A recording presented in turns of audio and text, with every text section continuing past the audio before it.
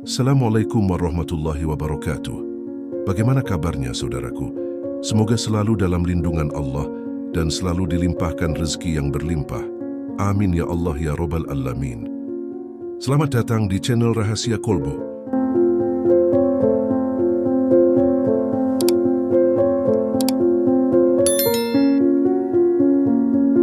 Alhamdulillah, segala puji hanya bagi Allah Tuhan semesta alam, yang dengan rahmat dan kasih sayangnya kita dapat berkumpul di sini.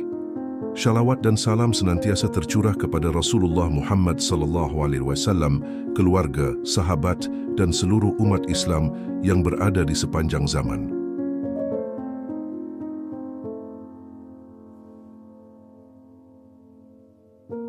Saudara-saudaraku yang dirahmati Allah, tidak dapat dipungkiri bahwa kehidupan manusia seringkali dihadapkan pada berbagai macam ujian, termasuk diantaranya adalah gangguan gaib yang bisa datang dari lingkungan sekitar, termasuk dari tetangga-tetangga kita. Dalam ajaran Islam, penting untuk mengenali tanda-tanda gangguan gaib ini dan mengambil langkah-langkah yang sesuai untuk mengatasinya. Berikut ini adalah beberapa tanda yang dapat membantu Anda mengidentifikasi gangguan gaib dari tetangga, serta cara menghadapinya. Pertama, kesulitan yang tidak wajar di sekitar rumah. Ketika Anda mulai mengalami kesulitan yang tidak biasa, seperti kejadian aneh tanpa sebab yang jelas di sekitar rumah, ini bisa menjadi pertanda awal adanya gangguan gaib. Hal ini sejalan dengan apa yang disebutkan dalam Al-Quran, Surah Al-Baqarah ayat 102, di mana Allah menyatakan bahwa setan akan mengikuti apa yang diikuti oleh para pembuat sihir. Kedua, fenomena gaib di dalam rumah.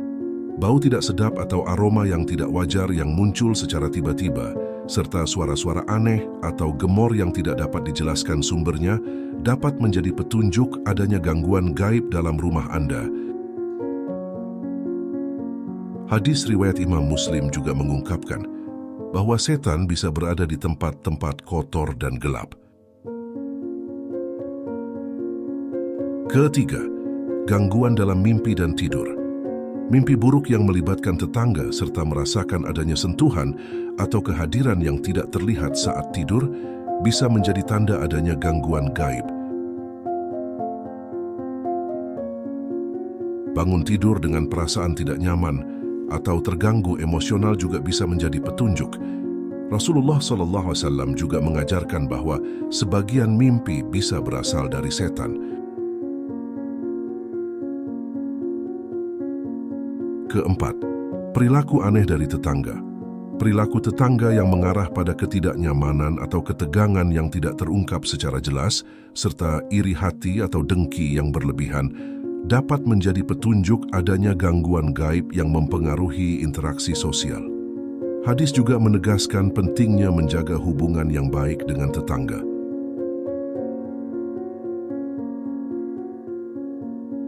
Kelima, kesulitan dalam hubungan sosial.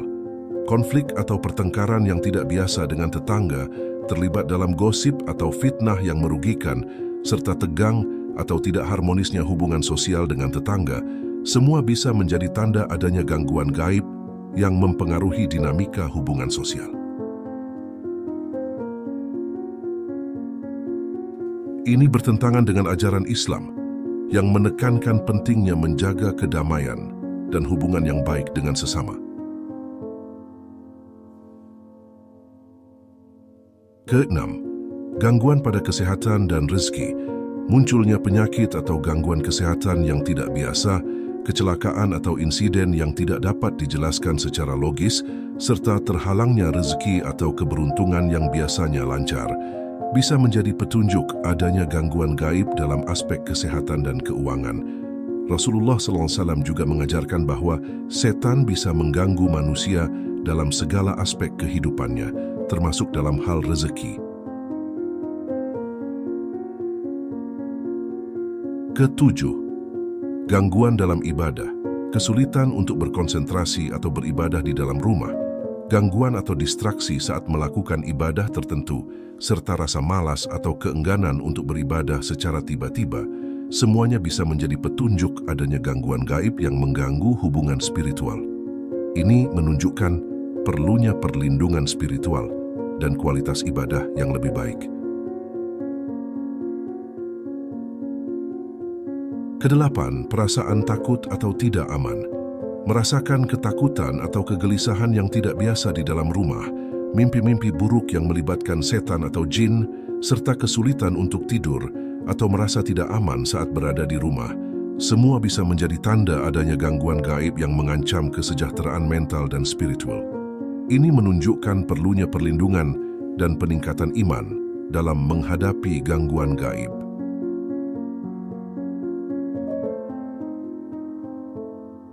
Menghadapi gangguan gaib dari tetangga membutuhkan kesabaran, kebijaksanaan, dan perlindungan spiritual yang kuat sesuai dengan ajaran Islam. Penting untuk tetap menjaga iman dan memperkuat hubungan dengan Allah Subhanahu wa Ta'ala dalam menghadapi ujian semacam ini.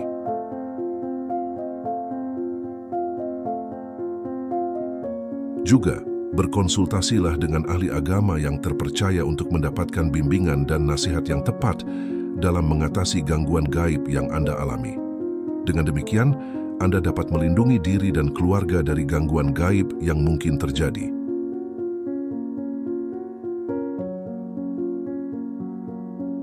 Sahabat yang dirahmati Allah, di segmen ini, kami akan memberikan beberapa tips agar energi negatif yang ada di sekitar Anda bisa musnah dan tidak terus-terusan mengganggu Anda. Pertama, menggunakan bunga. Bunga memiliki energi yang kuat dan dipercaya memiliki sifat pelindung. Bunga-bunga tertentu seperti marigold dan rue telah lama dipercaya oleh berbagai budaya sebagai simbol perlindungan. Marigold, atau yang dikenal juga dengan bunga gemitir, sering digunakan dalam tradisi Hindu dan Meksiko untuk membersihkan dan melindungi rumah dari energi negatif. Sedangkan rue, atau herba penawar, sering digunakan dalam praktik sihir Eropa sebagai bentuk perlindungan dari energi negatif dan penyakit.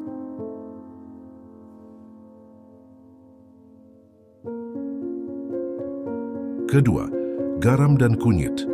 Garam telah lama dianggap memiliki sifat membersihkan dan menyerap energi negatif. Dengan menaburkan garam di sudut-sudut ruangan dan membiarkannya selama 48 jam, dipercaya bahwa garam akan menyerap energi negatif yang ada di sekitar.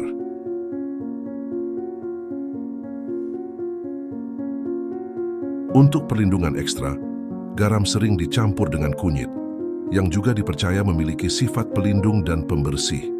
Kunyit telah digunakan dalam tradisi Hindu sebagai simbol perlindungan dan kesucian.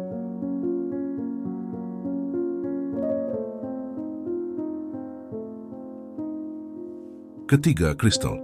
Kristal-kristal tertentu dipercaya memiliki kemampuan untuk menangkis atau menyerap energi negatif. Beberapa kristal yang sering digunakan untuk tujuan ini antara lain black tourmaline, jet, fluorite, smoky quartz, dan black obsidian.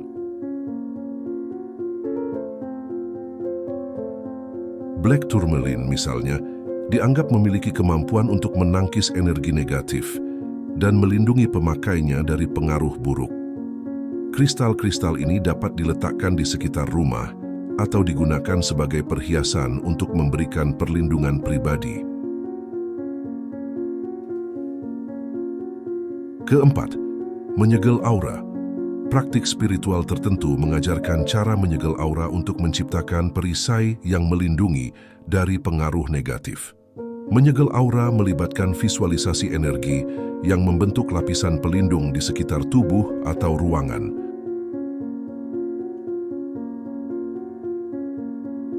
Ini bisa dilakukan melalui meditasi atau praktik spiritual lainnya dan bertujuan untuk mempertahankan kestabilan dan keseimbangan energi dalam diri sendiri atau lingkungan. Ini bisa dilakukan melalui meditasi atau praktik spiritual lainnya dan bertujuan untuk mempertahankan kestabilan dan keseimbangan energi dalam diri sendiri atau lingkungan. Kelima, meditasi dan zikir. Meditasi dan zikir adalah praktik spiritual yang dapat membantu membersihkan pikiran dan tubuh dari energi negatif. Meditasi melibatkan fokus pada pernapasan dan pemusatan pikiran untuk mencapai kedamaian batin dan menghilangkan stres. Sementara zikir melibatkan pengulangan kalimat-kalimat pujian atau doa untuk menguatkan hubungan spiritual dengan Tuhan dan memohon perlindungan dari energi negatif. Itulah informasi yang dapat kami sampaikan. Semoga menjadi informasi yang bermanfaat bagi Anda. Sekian, wassalamualaikum warahmatullahi wabarakatuh.